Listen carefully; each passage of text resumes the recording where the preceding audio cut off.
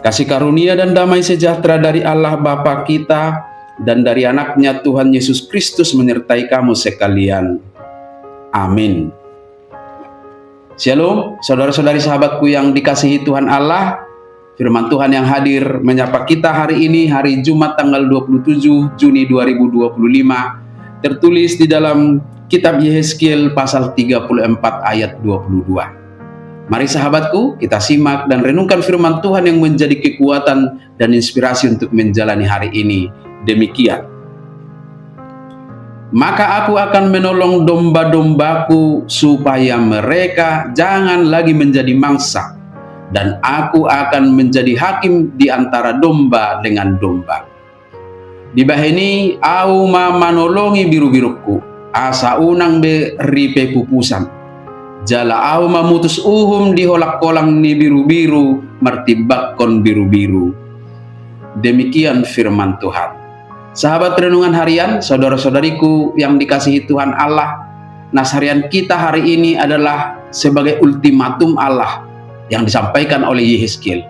Ini adalah sebagai buah dari murka atau kemarahan Allah kepada pemimpin-pemimpin Israel, yaitu para raja, para imam dan para nabi, para pemimpin pemerintah dan pemimpin agama yang dipercayakan menggembalakan umat Tuhan, tetapi mereka telah jatuh kepada keserakahan, korupsi, dan mementingkan diri sendiri.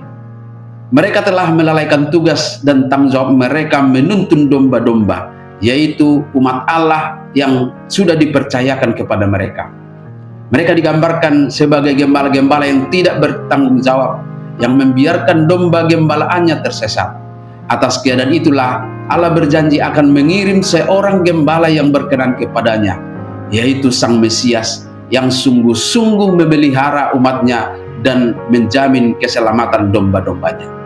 Sahabatku semua, ada saatnya pemerintah dan pelayan-pelayan gereja secara pribadi tidak lagi melaksanakan tugas pelayanannya, sehingga masyarakat yang dipimpinnya dan umat yang digembalakannya tidak mempunyai jaminan hidup damai, bahkan jatuh ke dalam penderitaan dan kesusahan, dilingkupi kekhawatiran dan ketakutan, sampai pada hidup yang tidak lagi berpengharapan.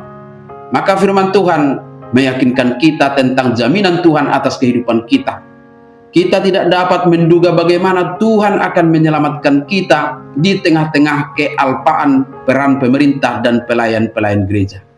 Tetapi pada fase-fase waktu tertentu, pertolongan Tuhan pasti hadir dengan caranya sendiri untuk menyelamatkan kita, supaya kita terbebas dari himpitan dan penderitaan hidup. Bukan saja penderitaan karena para gembala-gembala yang tidak bertanggung jawab, tetapi juga karena hal-hal lain. Janji ini adalah bentuk konkret dan sebagai pernyataan akan kedaulatan dan kepedulian Allah atas hidup kita. Dia tidak akan membiarkan umatnya terus-menerus menderita di bawah penindasan dan pengabaian. Aku akan menyelamatkan, itu adalah deklarasi tindakan ilahi yang pasti. Itu bukan sekedar keinginan, melainkan sebuah tekad dari Allah untuk bertindak. Ketika kita merasa rentan dengan penderitaan, saat tersesat atau menjadi mangsa serigala dunia ini, baik dalam bentuk tekanan keadaan atau godaan atau ketidakadilan, Tuhan berjanji akan selalu campur tangan untuk menyelamatkan kita. Dia adalah tempat perlindungan kita yang aman. Pertolongan dan keadilan Tuhan pun akan semakin nyata lewat penyertaannya, di mana Dia menyatakan, "Aku akan menghakimi antara domba dengan domba." Kita adalah komunitas yang berada dalam perbedaan. Ada yang lemah dan ada yang kuat. Di sana Tuhan pasti hadir di tengah-tengah kita, melindungi yang lemah dan mengingatkan yang kuat supaya tidak menjadi penindas. Disinilah nyata bahwa Tuhan peduli pada keadilan dalam kehidupan kita. Dia akan meluruskan semuanya. Ini memberi kita harapan bahwa tidak ada kejahatan yang akan luput dari pengamatannya, dan pada akhirnya keadilannya akan menang. Amin. Selamat beraktivitas, Tuhan memberkati.